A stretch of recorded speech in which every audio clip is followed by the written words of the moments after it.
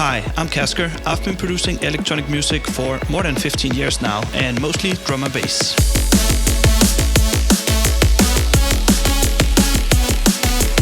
In this course, I'll walk you through how I produce a drum and bass track from start to finish.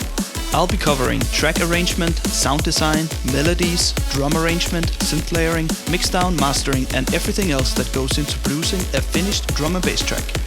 We'll dive into an iterative workflow process where track elements are changing and evolving as the track nears completion.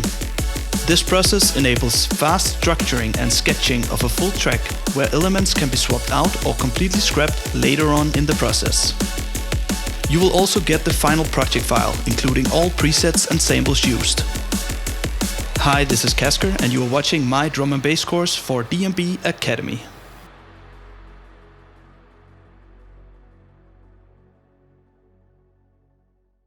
What's up guys, Kasger here, and today we are gonna be doing a track breakdown of my track Infection.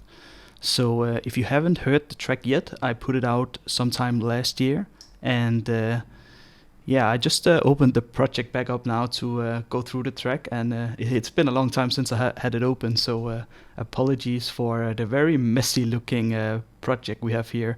I've since become way better at organizing my projects, but this is what you guys are gonna have to deal with today to look into this track.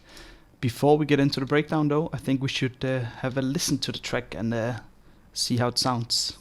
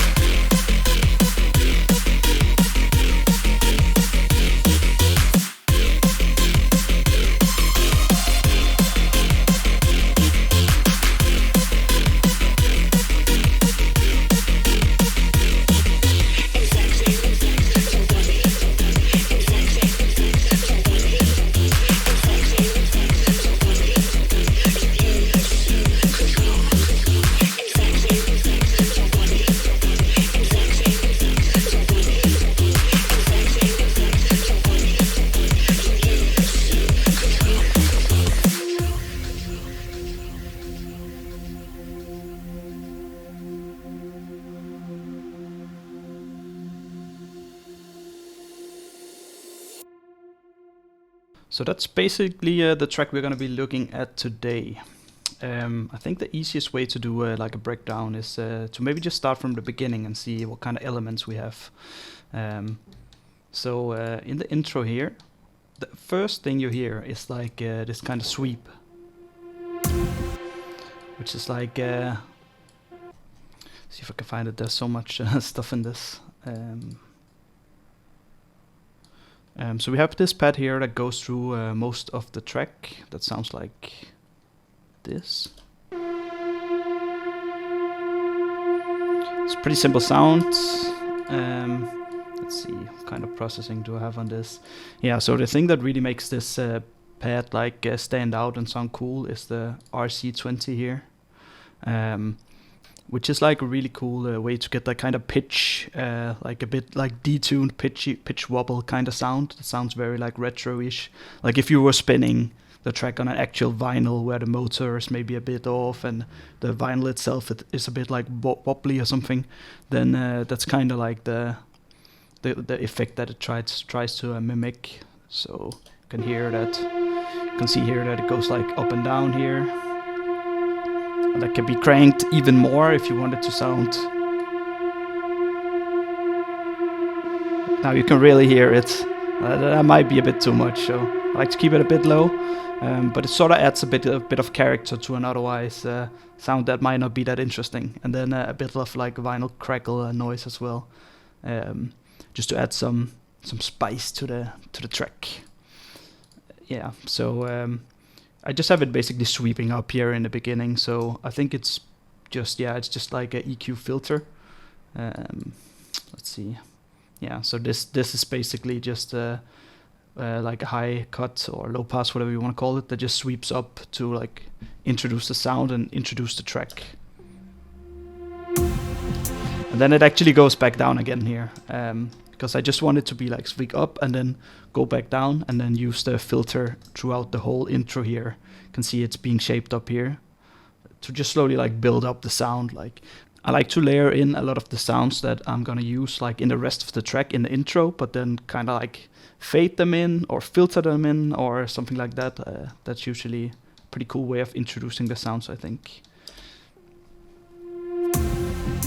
Then we have just an impact here.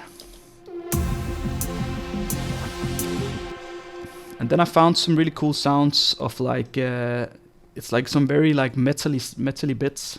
It's a sample where it's like metal sounds, but then they're like reversed. So you get those small like sweeps up, and it's like a bit random, but then I tried to match it a bit so it would fit like on the grid, but not completely on the grid, because I want that kind of something that's not completely gridded in. It makes it a bit more human kind of or something, so you can hear.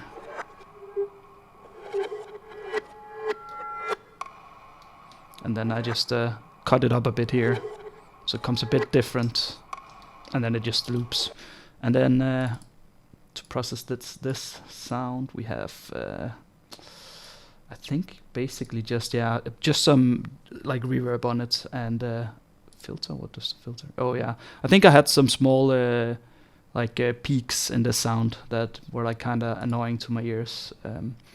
So in a Pro Q3 you can do it's basically, what do you call it? I think they call it like dynamic EQing.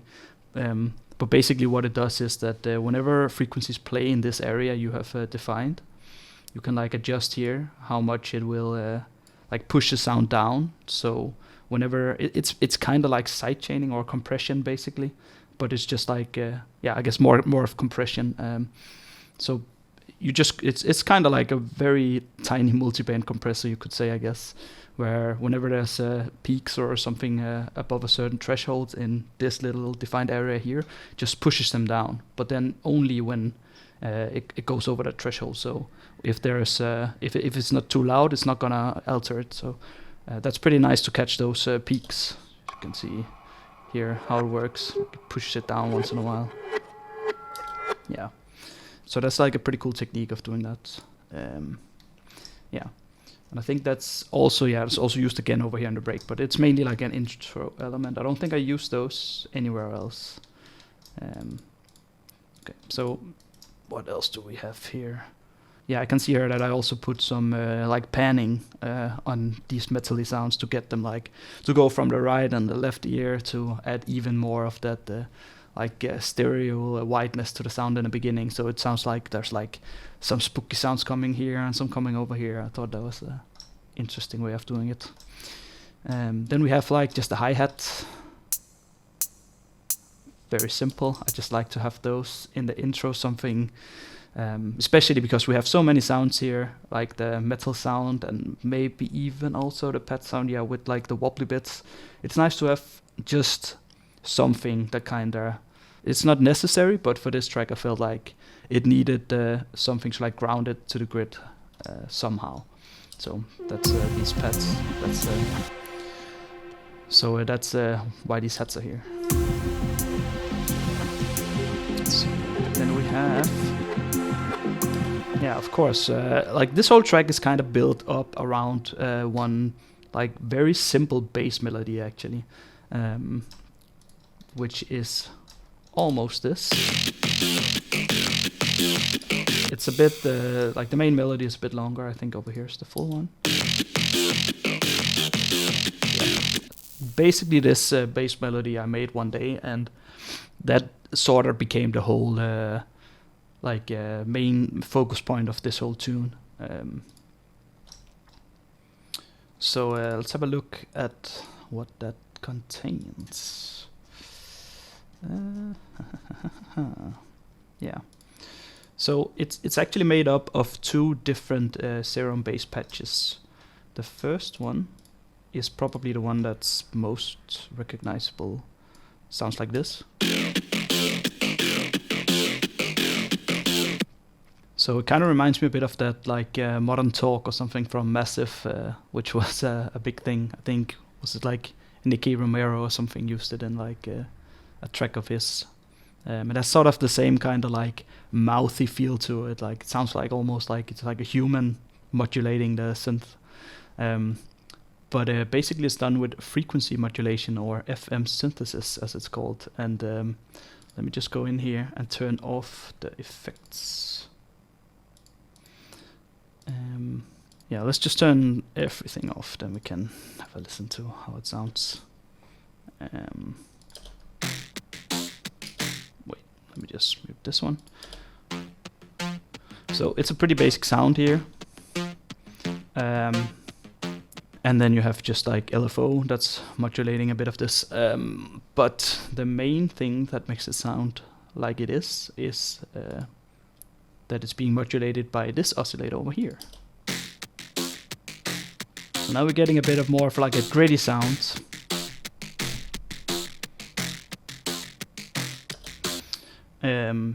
And if we go back in here and then turn back on the effects, one by one we can see what every effect kind of does to the sound.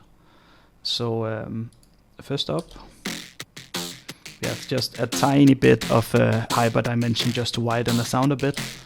Then we have some distortion, which does a lot to the sound. Then we have a chorus. Then we have a tiny bit of reverb. And then a filter. You can see it's actually mainly the formant filter here that is making that kind of like vowel-y sound. So yeah, if you ever want to make kind of like a vocally sounding bass line or a synth, just use like a formant filter. That's kind of how you get it. And then modulate the frequency up and down like this. Yeah, so that's kind of like the main like bass sound of this track. And then I used to get like a bit more distortion on it, I used Effector. Let's see how that sounds with that on. Without first, maybe.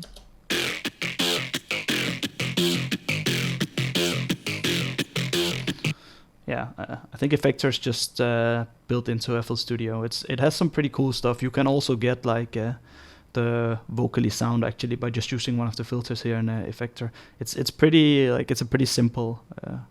But I started messing with it back when I made this track, and I thought that this kind of distortion was working really well with this sound. Then of course, good old OTT, just to squash that sound even more. And then I just think I have some basic EQing. Yeah, here like in the whole intro part here, I like to cut way more lows and then introduce them later again, or keep them in maybe some of the other sounds. But it makes the drop a bit more impactful, I think, if you don't have too much going on in a low end and like the intro and the build up. So yeah, and then a fruity balance, which is it's basically just to like automate the volume. I always use just fruity balance for that, so that's why it's there. Yeah, so that's the first sound of this kind of bass loop. The second sound we have sounds like this,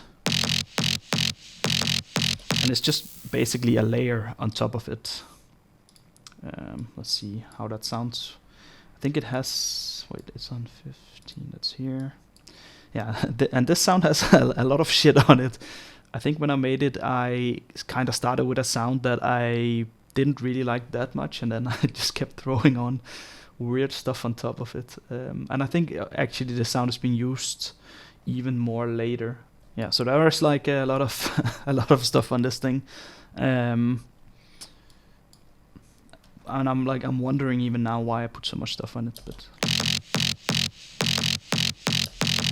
it's just a very aggressive like fart bass kinda. And if you play them together, like let's hear the other one without sounds like this. And then when you get that layer on top of it,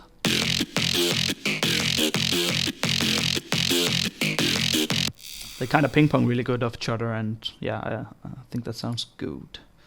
If I can remember right, this sound was pretty simple.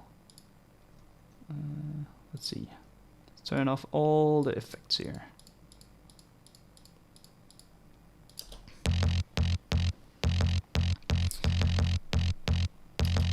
Yeah, it's pretty simple.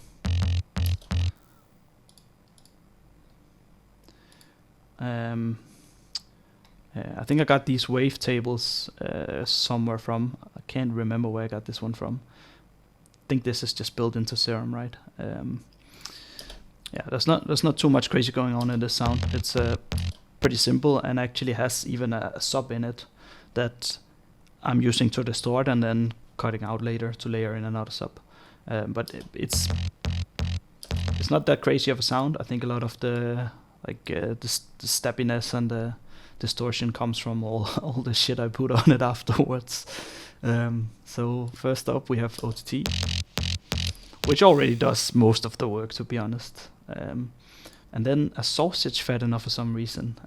Yeah, I think I just wanted to fatten up the sound. And then we have trash on it, which is just some more distortion. I actually quite like to take the like go through the presets in here and find something that sounds good. I'm not really that experienced with isotope trash, so I'm not that good at dialing stuff in, but there's a lot of interesting presets here, and then you can kind of tweak it to sound good, or you can basically just fiddle with the dry wet knob down here, which is what I think I did for this one. So it's just to add like even some more crunch to it. Then we have Fabfilter Saturn, which is like a saturation plugin. Which is actually a trick I learned. If you have like really harsh high-end sounds, it can kind of help to saturate them a bit to take off some of the hiss in the high end. So it's basically what I'm doing here is just saturating the highs. Well, actually, maybe not even only the highs, like the mids and the highs a bit to take off some of that edge. Then we just have some reverb, and this is one of my favorite reverbs. It's like insanely like it's so big, it's so wide. I use it a lot. EOS or EOS. I'm not actually sure what it is called. But I think what I'm actually using this one for is automating it in later to get like a big reverb going, because I can see the mix is on 0 right now. So yeah. Then we have just some EQing, cutting off lows and doing a bit of shaping. Yeah. Let's get that on. an EQ here that does absolutely nothing. Interesting. And then we have Endless Smile here by Data Life, which is basically just a one-up, like hype, reverb, everything you want in your build-up. So I think I'm just automating that later on. Yeah, then we have Fabfilter Pro Multiband. Let's see. I think what's happening in this one is that I wanted some of the frequencies to kind of duck when I'm playing the other bass sound. Let's see if that's okay. Yeah, it's very subtle. Like the cool thing with MB is that you can use these external inputs to drive the compression. So what I'm basically doing here is that I'm taking the other bass sound that we had a look at before and routing it somewhere in here. Yeah, like sidechaining it in here. And then using that sound as like the input to trigger the threshold for when the compression should begin. So I think the reason I did this was just because some of the frequencies were kind of clashing a bit. So this is one way to like make space for both of the bass synth, even though they're like playing at the same time in a lot of the same frequencies. So you see it's like going here. And then a fruity balance again, just for volume automation later.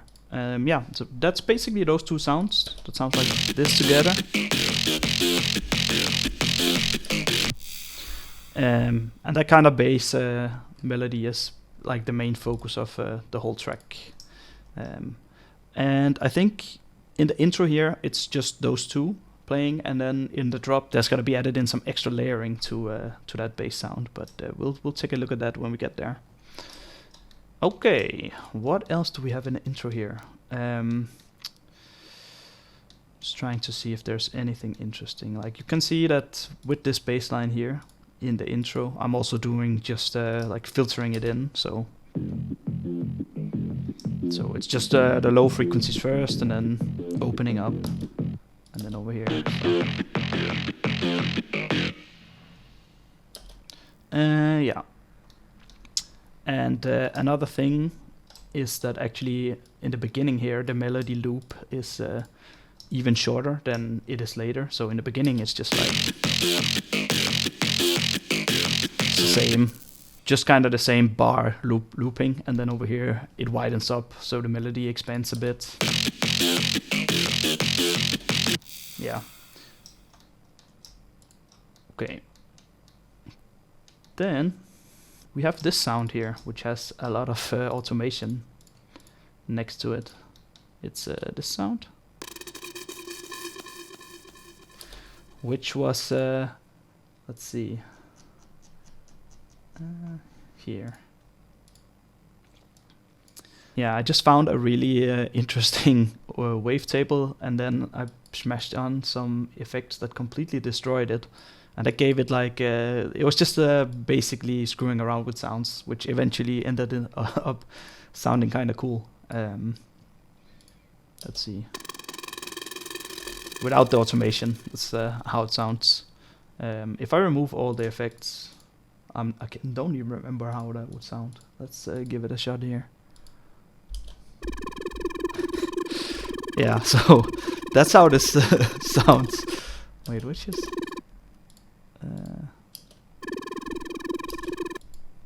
yeah, this one. So wait, let me try to remove this also. Yeah, so this is how it's just a really weird like square wave thing, and then I just slapped like an LFO on and cranked it, so it's like going all crazy. Yeah, weird sound. But then really what does it is all these effects, which is of course again good old OTT. Then we have trash again, which just completely destroys the sound. But I think when I slapped this on, I was like, yeah, that sounds kind of interesting. Maybe that can be useful for something. So I ended up like automating some of the stuff, and then it could kind of work in the intro here at least. Yeah, and then I have wider on it just to make the sound even wider. And this is just like a one slider widening plugin, which is pretty cool.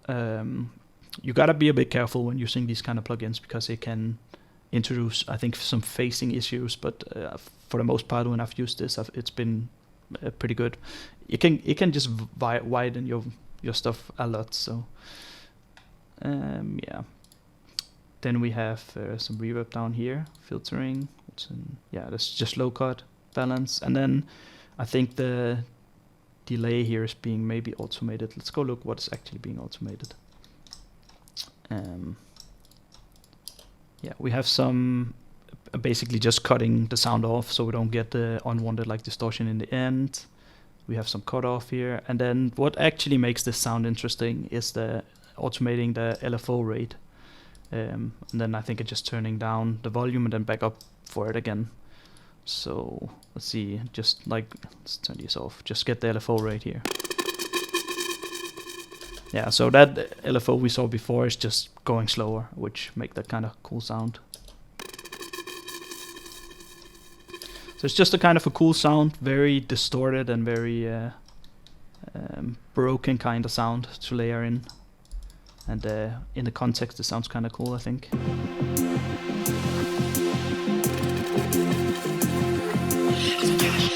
Yeah. What do we have here?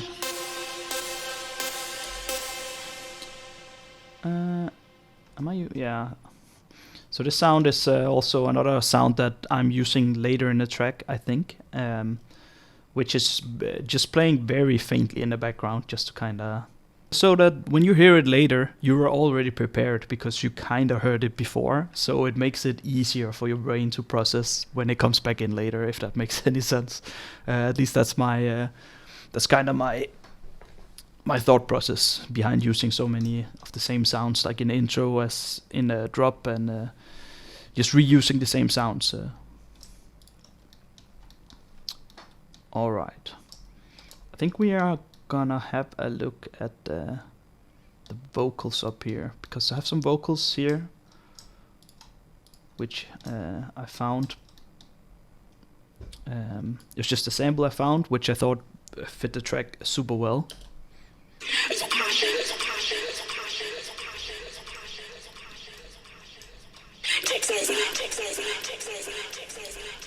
Yeah, and they are also used in the build-up section. Let's see if I can find them. Oh yeah, here they are. I finally found them. This is how it sounds.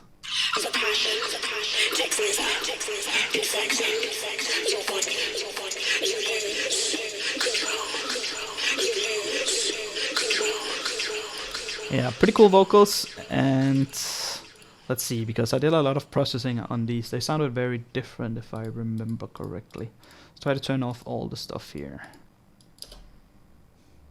The passion takes over, So, infecting your body.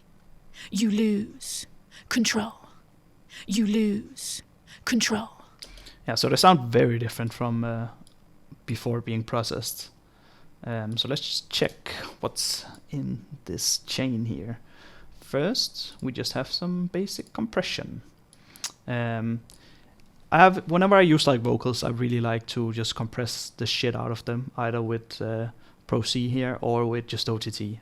I think that it makes them very clear and very like present in the mix, no matter how much someone's vocal is like swinging up and down. The passion takes over, infecting. It's pretty aggressive compression here in the beginning. And then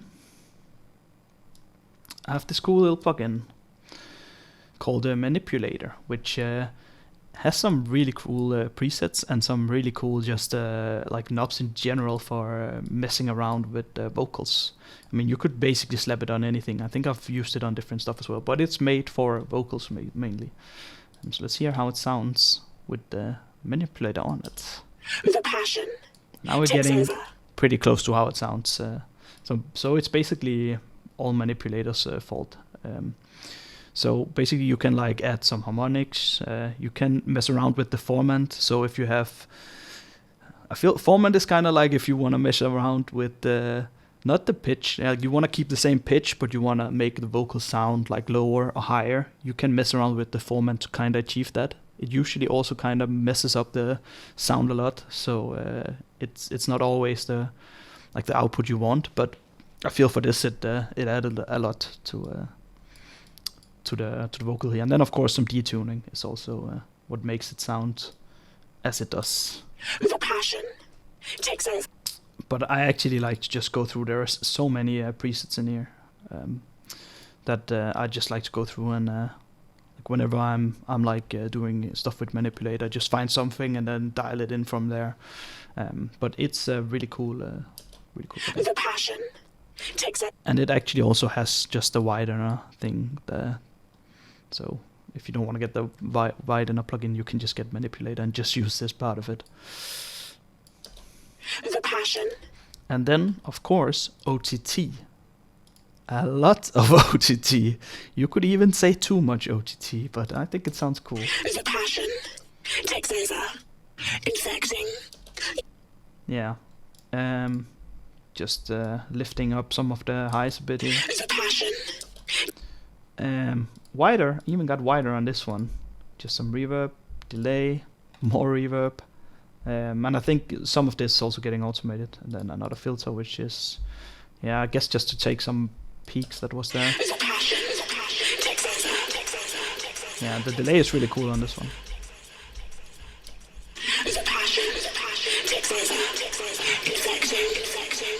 Yeah.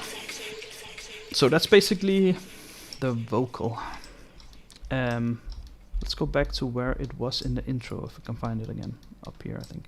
So in the intro, I'm just using basically 2 short phrases from the whole vocal bit,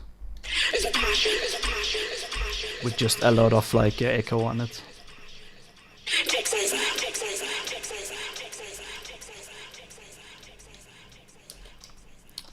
So it sounds like this with a few.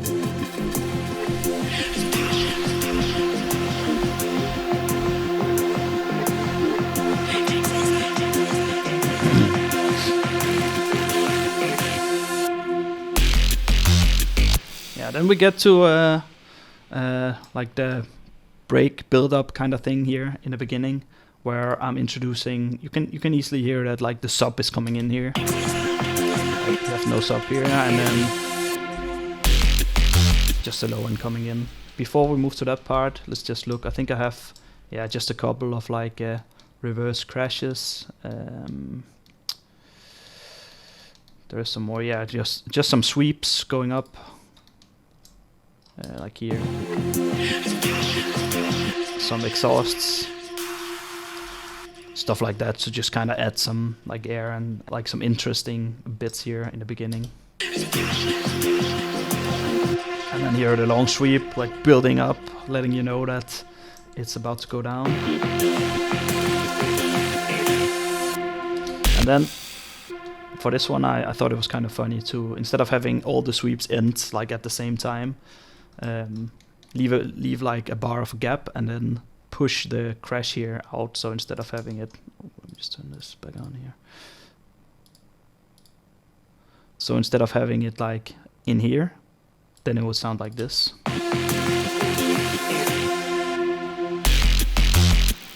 And there's also another sound, isn't there? Yeah, there's some other sounds up here, like where I just cut the whole like the whole tail of reverb and delay. I just cut it right here instead of cutting it over here.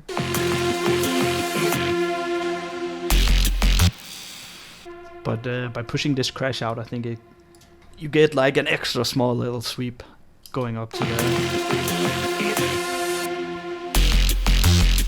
Yeah, it's pretty cool. Yeah, so for this part we're introducing some more hi-hats. See, now the hi-hat pattern is just and then getting into this part of the bassline thingy.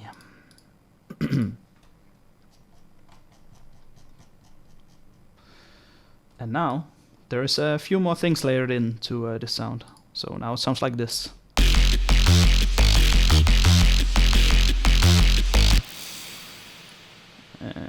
Yeah, and it's let me see if I play it here.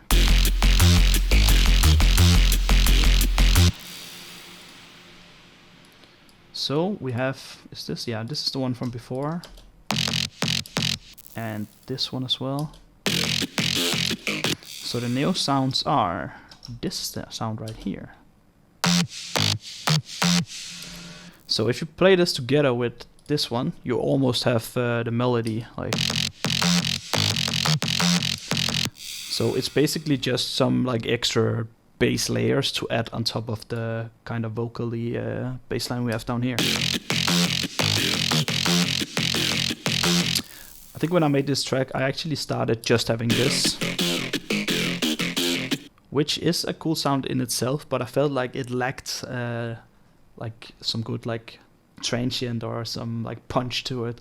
So that's why I ended up layering like more stuff on top of it. That's a bit more punchy, a bit more clicky kind of. And then a sub bass. Yeah, we can check this sound out as well. I think it's also just pretty simple. Isn't it just the same? Yeah, it's just the same as this one. I think the only reason why they are these notes are not just played in on like the same instance of Serum here, because I'm sending them to different mixer channels. And let's have a look at what's on this one actually. I'm interested now. We have 15 with first 17 here. What's the difference? Oh, there's a big difference actually. It's way less distorted. It's a lot of... No wait, it's actually not true what I'm saying here. It's actually... It has some extra stuff. I think it has... more reverb on it maybe. Is that the thing? Yeah, I'm not really sure why I did this, but I think I just wanted to...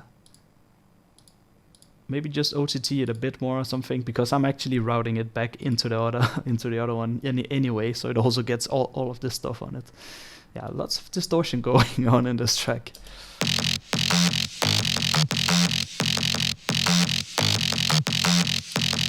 Yeah, some crazy distortion tails there, and then a sub,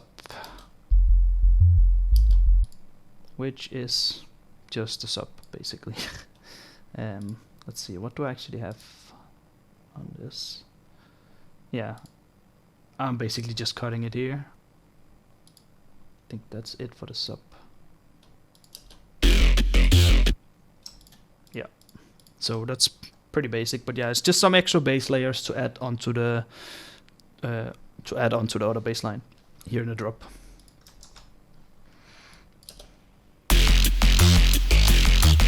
Not in the drop, but in the pre-drop kind of build-up, breakdown kind of phase here. I think maybe this is why. Wait, let me see.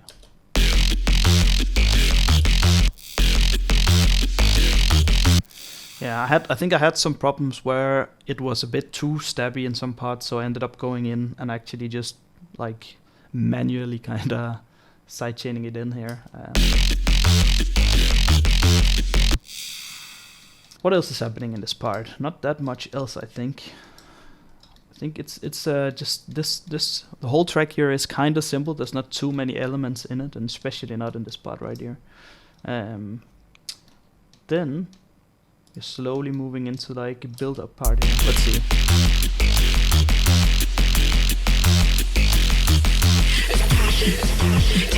Yeah, so for this part, we of course have another like crash going up into this, and then some sweeps down. Then we're starting to introduce the drums, and this is the laziest way that you can do your build-ups in any genre, I guess, is just take the drums and just filter them in. It's not that interesting, but I think it worked well for this track though. And the same actually kind of happens for the bass synth up here, that I'm basically just high cutting it or low passing it, whatever you want to call it, and then building it back up again just before the drop. Like, I'm not sure if I can find the filter. You have the drum bus here? No. Well, anyway, you can hear it.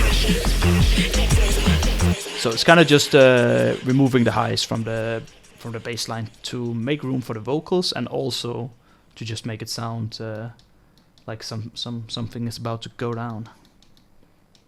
Like if I remove the vocals, you can hear. And just a long sweep in here. And for the drums, it's just it's just kick, snare, and then the hats we had previously, and all of those are getting sent to a drum bus, I guess. Yeah, I have a drum bus here. They're all getting sent to this one, and then basically just being like filtered in.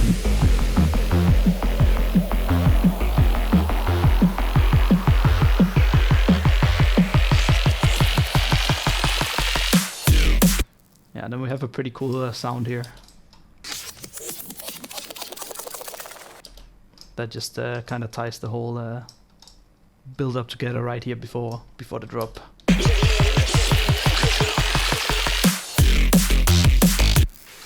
And then just a snare hit right before the drop. What else was here? Wasn't there something else? Yeah, then sometimes I think this is what I'm doing here with this ozone. You can use any you can use any plugin that does like stereo or like stereo imaging. I used ozone for it here. Basically what it's doing is, like, if this is at the bottom here, you just have the full stereo signal. When it comes to the top here, your track is in mono.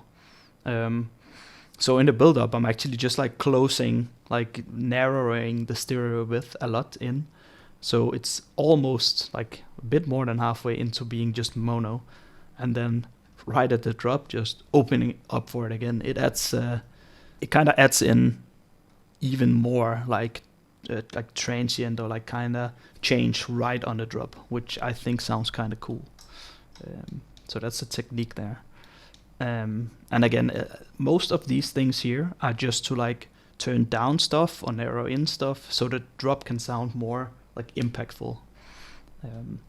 I usually spend a lot of time just making that transient right on the drop sound really good. So that's what all of this automation is for. You can see, oh yeah, that's the baseline frequency being filtered in. You can see the sub even is just going down towards the drop, and then right on the drop it's being brought back up to full volume just to make it feel even more like overwhelming right when you get hit by the drop. Yeah, so that's what all of these things are doing.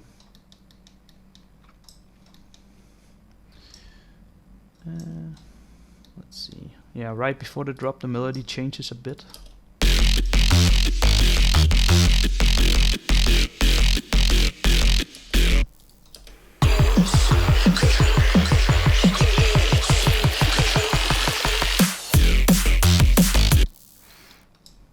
Alright, then we are gonna get to the drop here.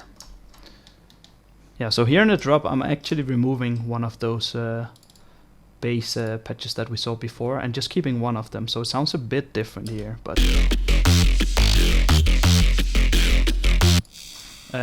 also like if there was any like reverb or delay or anything on it, I'm just tightening it up here in the drop so the sound is a lot more clean.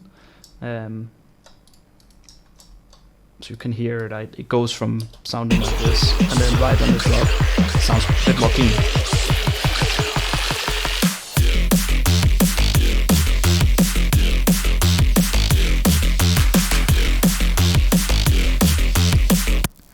Okay, so the drop for this is pretty simple.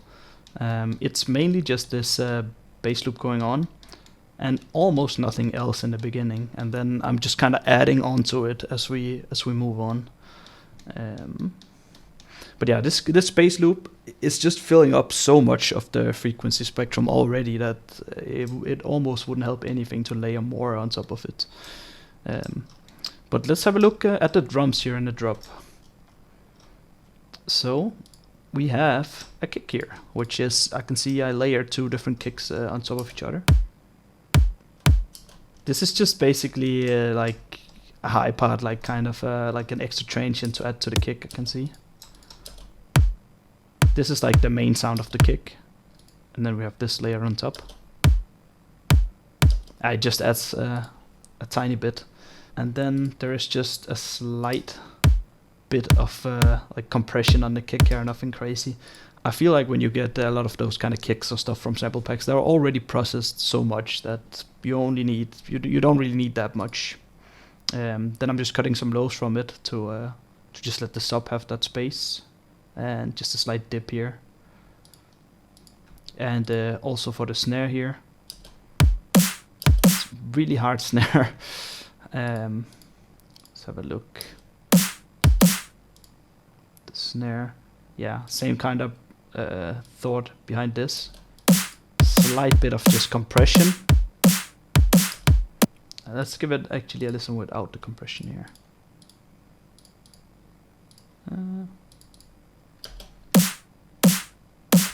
And with the compression, yeah, it just squishes it a bit together. And then yeah, cutting some lows and tweaking a bit up here. What am I actually doing there? Oh yeah, just some more of that dynamic EQing here.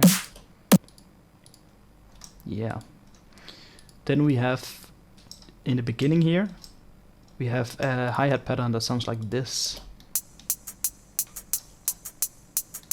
So it's the same hats that I used earlier, just in a different pattern here.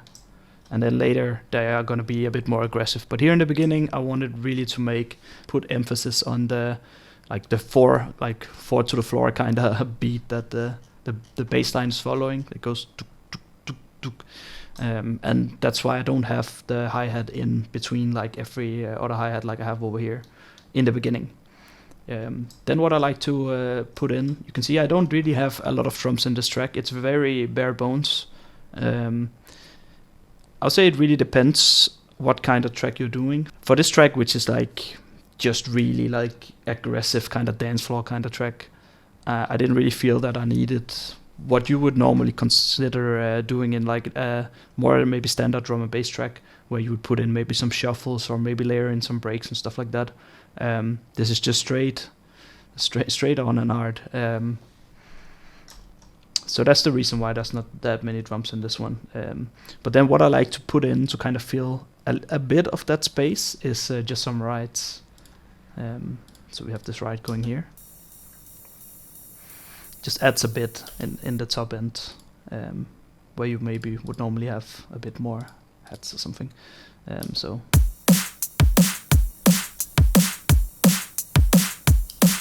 yeah. And then for the drop here, I have a sound that I sometimes layer in on my drops if I just need that tiny extra little thing. And it's actually I think I saw this once in like a Fox Stevenson tutorial or something a long time ago, that he used to layer this on his drops. So I just snatched it from him. But yeah, basically the sound sounds like this. And there is some hard EQ in here. If I turn off the EQ, it's just some glass shattering. Doesn't sound that good, but then if you just play the very high frequencies of it and also automate the volume, so it just adds like the transient of it.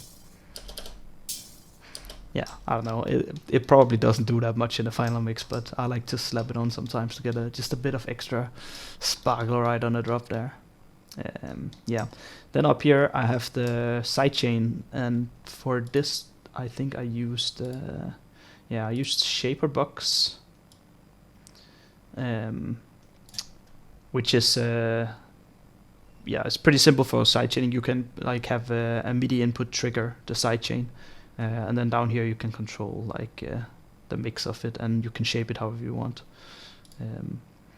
So I have different sidechain for the kick, for the snare, and then for the second kick. So every second kick has a slightly different sidechain than the first kick.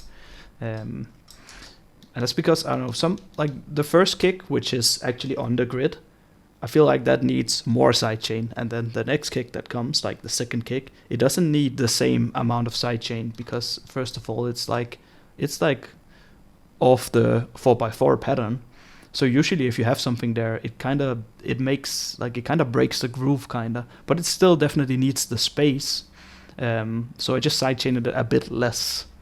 I think that sounds good. So yeah.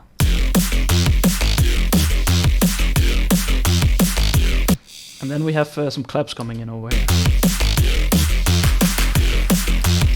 Yeah, just some pretty simple claps, and then the EOS or EOS reverb on it. That makes it sound really like washed out, and it's just like automated. You can see how little it's automated up.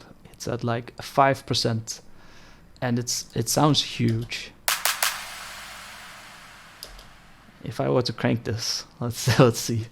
Now it's at 20%. Okay, even more. Let's do it even more. 50%.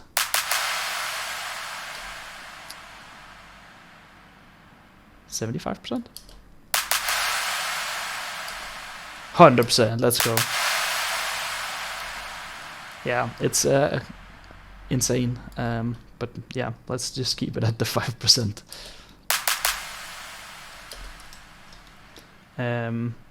Yeah, and whenever you do stuff like this, where you have like a big reverb tail, then I actually suggest either, like what you would either do here is, yeah, have it go here, and then maybe cut the reverb tail when the kick comes in again, or sidechain it. And I think what I did in this track was just to sidechain it, so it still gets like slapped down by the kick, but it still goes on like in the background. Yeah, I think that's a very important thing that not a lot of people do enough, is like control the tails, like the reverb tails or the echoes. Especially like if you're like a beginner, you would just put some reverb on and just let it play. But really go in, like try to automate your reverbs and your delays can kind of clean up your whole mix a lot actually. So if you have some sounds that have a lot of delay or reverb on them, try to just solo them and listen. Do you even want that reverb to be like just going on forever in the background, or can you just cut it and get away cleaner mix later on? But for this one, I wanted it to go on in the background. So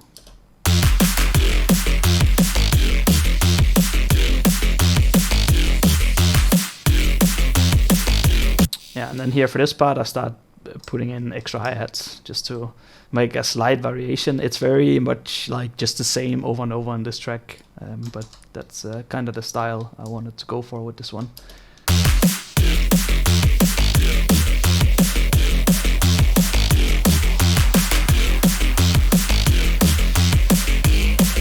Yeah, and then here the whole bass line just shifts up a bit. It just goes from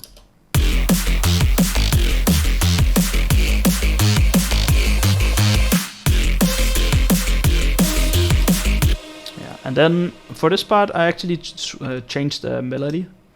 It's a thing I started doing, is instead of like if you have like your pattern here, say I have this pattern up here, instead of just like going in here and changing around with the melody and stuff like that, especially because we have so many different synths going on top of each other, I kind of like to just treat this as like a sample and just straight up just cut in it like this, and then see, hey, what if we do like 2 of these here, maybe 3 of these here, and then maybe we do this part here or something. I think that's what I did to get this pattern I have down here now. So I think that's a fun way to play around with your patterns that maybe a lot of people, or maybe some people, haven't thought of.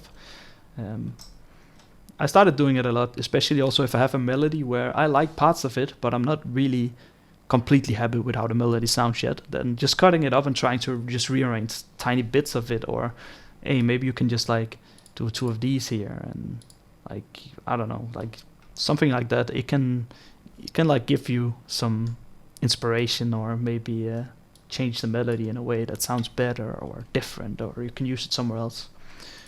So that's what I did here. So now the melody just goes like this.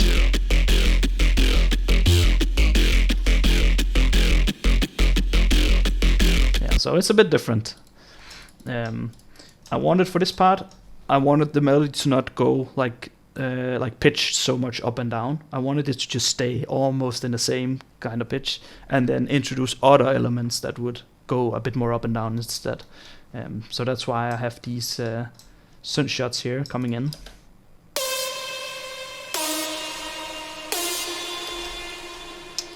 And I think I actually just found, let's look here, yeah, yeah, it's from the.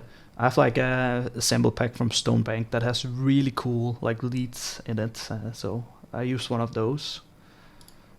And then let's see, I slapped a lot of stuff on it, of course.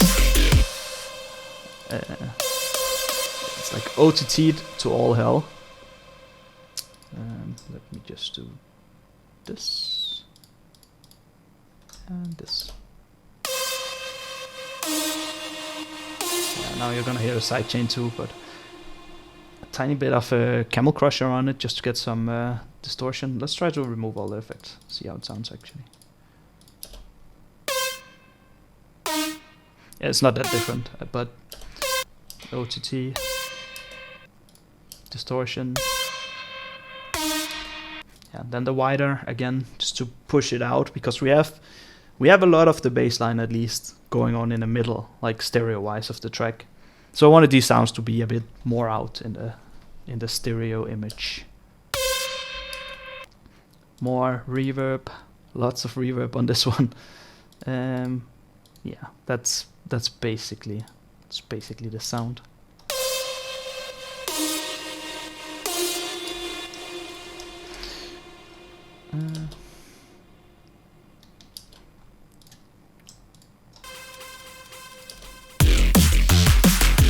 What's happening down here? Oh yeah, that's. Oh yeah, we actually have these layers down here as well. So what I played before is not completely right how the bassline sounds. It sounds like this. Yeah. Anyway, so what I did for this section is we have this synth going.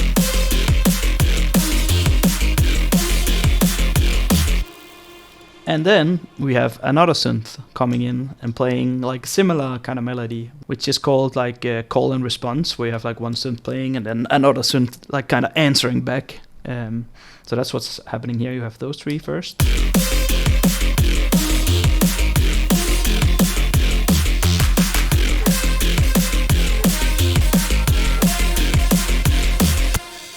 I really like this synth up here. So what I did for this synth is, first of all, I wanted it to like kind of creep in, so like sweep in. So I used the metal sounds from earlier in the intro again here actually. So they are kind of like swooping into the synth.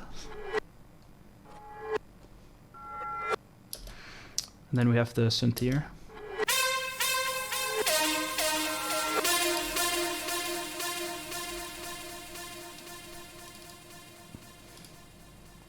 Yeah, and it's actually just like it's the same synth as before, but I'm doing a lot of automation on it and I'm doing some panning on it, so it sounds different.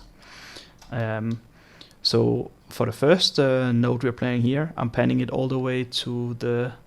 Is this the left? I'm not sure. Let's say it's the left. No, that's the right.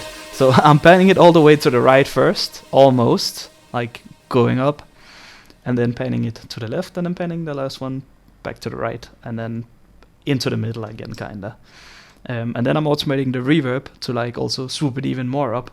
So we have like the metally reverse metal sounds that's like swooping up, and then the sound itself is also like zoop, swooping up. And then I'm also adding, you can see some pitch bend to it, so it's going, instead of just doing that, it's like, wait,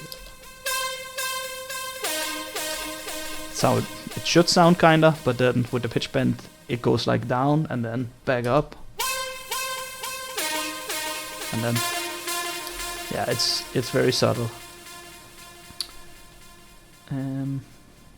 Yeah, but then with the reverb and with the panning and with these little bits here, it sounds pretty cool.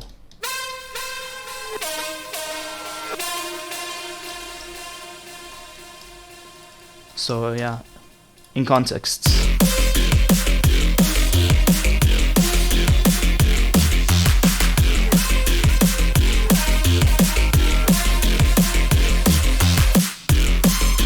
And then I made this little sound here to kind of lead up into it, which is just a good old like pre-reverb trick where you take a synth, like this synth here that we just played, and just slap on as much reverb as humanly possible. So I think I just put on the EOS thing again and just cranked it all the way up, then played it, and then you just record it, import it in. I'm sure you all know this by now. It's like such an old trick in the book, but yeah, you just record the reverb, import it back in, and then you just flip it around, and then you get the tail that can like lead up to something instead of being an actual tail.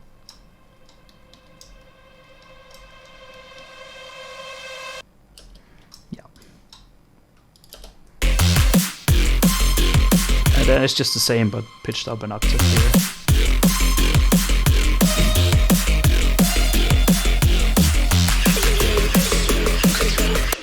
So for this last part here in this section, I'm reintroducing the vocals somewhere. Yeah, they're here. And then also adding in like this kind of little snare roll here. So it's just a snare, and then it's just being pitched up. So pretty simple. Such a good snare though. And then layering on top of that, just a synth. With some automation, let's get that in there as well. So the synth is also being pitched up, and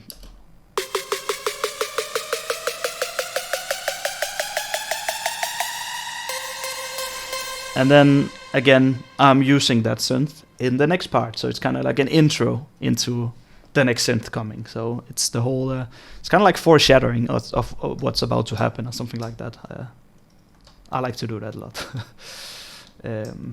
And then the drum pattern is also a bit different here, I think. Let me just check. Yeah, the kick, obviously the kick is gone, so no kick in this part. And hi-hat going past there. And then in the next part we just really have that 4x4 part nailed in by this little synth going. And then before we had a melody playing that went like this. Wait, let me just go back here. This one.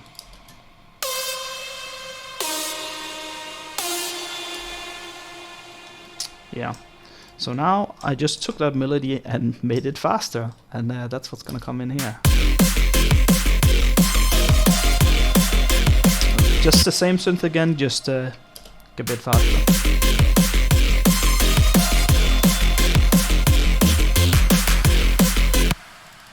And I think I also did a bit of automation on, yeah, for this part we don't even have the layers of the bass. We only have like the original bassline loop.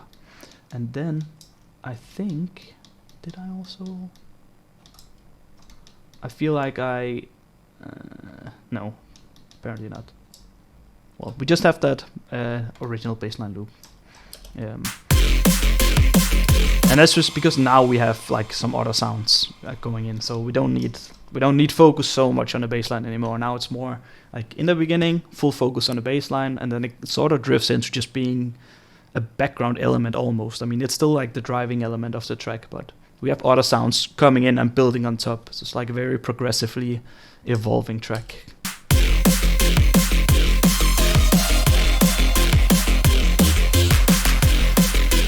And then here I'm just pitching it down and then back up again.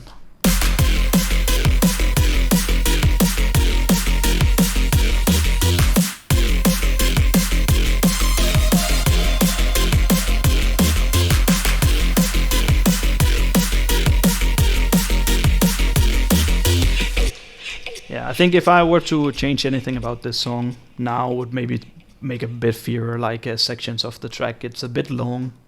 The whole track, I think, is it like 4 minutes or something? Yeah. I would maybe. There's no reason for this track to be that long because there's not a lot of variation in it, so it could definitely be a lot shorter. I mean, it's kind of easy and nice to mix with though, but I think that is something I would change if I had to remake it now. I mean, tracks are just getting shorter and shorter, so that's the meta.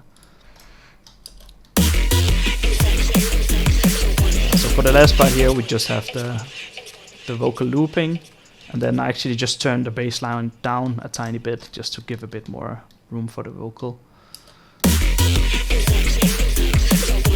I think I'm also, I can't find it now, but I'm pretty sure that I'm also just filtering some of the highs out of the bass line in this section to make even more room for these vocals here.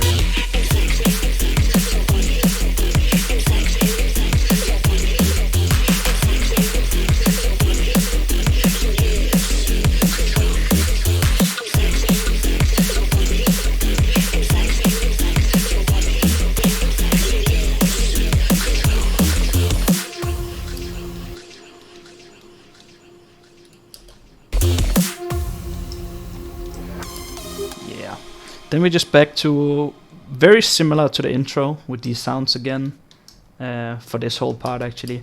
And now I'm just reusing that little synth we had before in the breakdown here.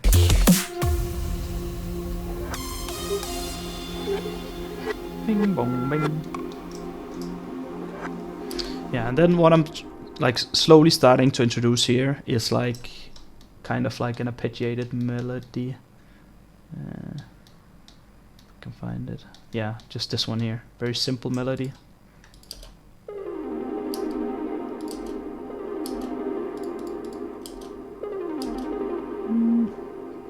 Wonder where that filters. Yeah, the sound here, which, if I remember correctly, is also a preset from the Stone Bank. Yeah. It's a plug preset from the Stone Bank pack. It's a really good pack. But yeah, it's pretty simple melody. I don't think there's that much to like anything crazy going on with this one. 71, yeah, is this? No, just some OTT and reverb. That's basically it. But in the beginning, I just have like what I showed you before with the EOS thing. I just have that cranked all the way up. So you can't really tell. And then it's just slowly the reverb is getting less and less. And you can sort of like the melody is sort of like starting to stick its head out of all the reverbs. You can slowly hear it being like washed in to the mix.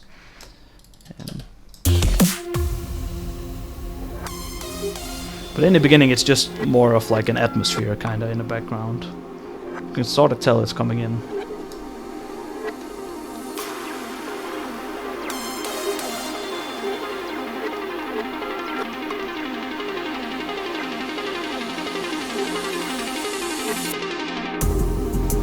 And then just, again, it's kind of the same, like repeating from the intro where it all builds up and then it gets like filtered down and then the head comes on. So the bass line starts to get like filtered in the background, but very, very like low pass. And the same for this thing. It just dips up and then back down here for this part.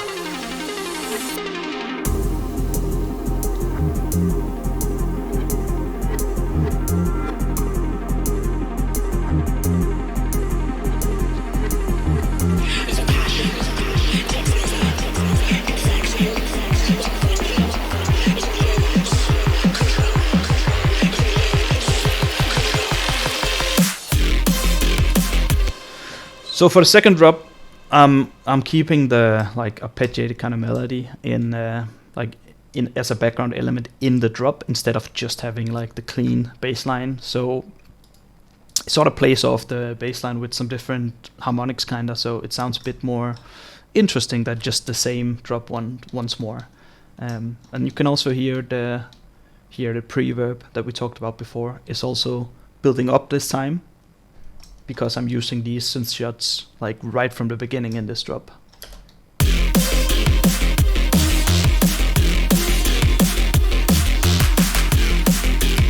And the bassline melody is also chopped up and a tiny bit different, but it's not a lot.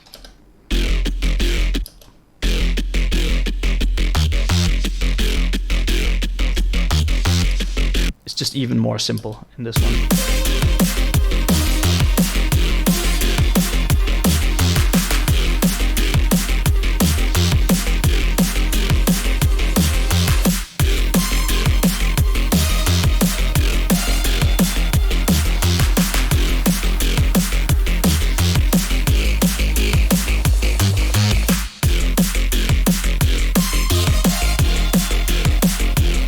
so this section starts out identical to the same section here from the first drop, but then switch it a bit up over here.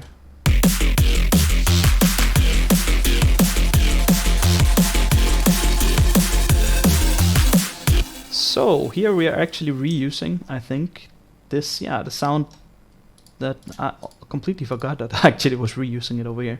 But this sound here, from the intro, is actually being reused here.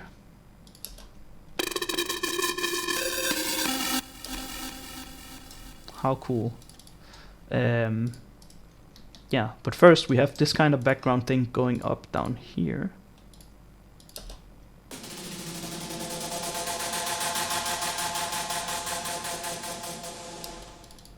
Let's see, what is this for a kind of sound? Oh yeah, this is actually a synth shot. Yeah, in FL there is like this pretty simple granulizer. Yeah, I'm sure you can find more plugins, but FL has this one built in. And I put in like a synth shot.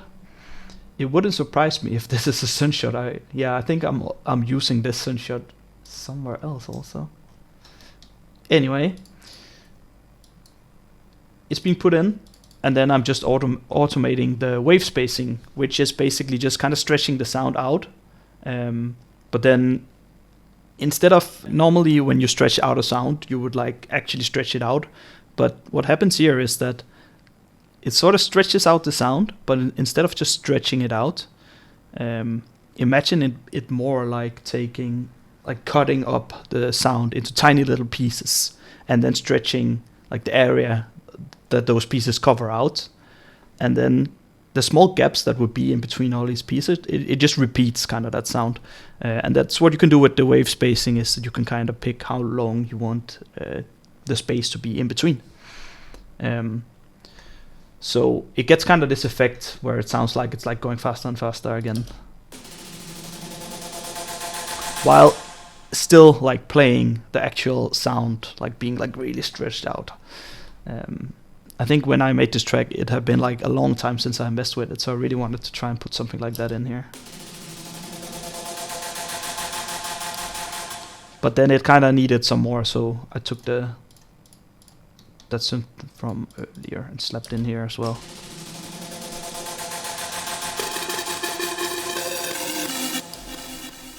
Yeah, so it sounds pretty cool together, I think.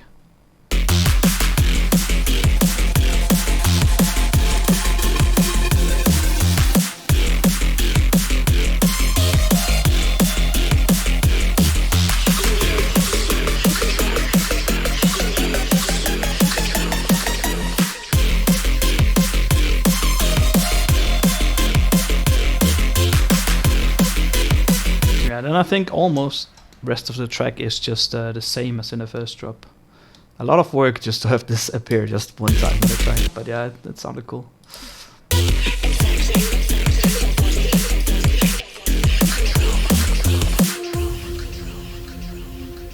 Yeah. I guess that's basically the track. I think I covered almost everything here. Yeah. That's pretty much a breakdown of the track. So I hope that you enjoyed it, and I hope you learned something. And if you want to see me build a track from start to finish, you can go check out my new course here on DNB Academy. It's a lot of hours of just me going through how you are creating a track a bit like this, just from the beginning. So you just follow it all the way through and learn all the tips and secrets that I have to share. But yeah, thank you so much for watching now, and this was my track Infection. It's out on Subhive, so you can go and listen to it. It's on all the streaming platforms, or buy it if you want to. Yeah, I'll see you next time. Bye!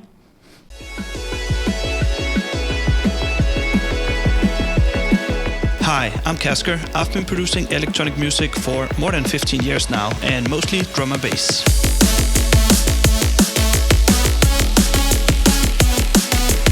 In this course, I'll walk you through how I produce a drum and bass track from start to finish. I'll be covering track arrangement, sound design, melodies, drum arrangement, synth layering, mixdown, mastering, and everything else that goes into producing a finished drum and bass track. We'll dive into an iterative workflow process where track elements are changing and evolving as the track nears completion. This process enables fast structuring and sketching of a full track where elements can be swapped out or completely scrapped later on in the process. You will also get the final project file, including all presets and samples used. Hi, this is Kasger, and you are watching my drum and bass course for DNB Academy.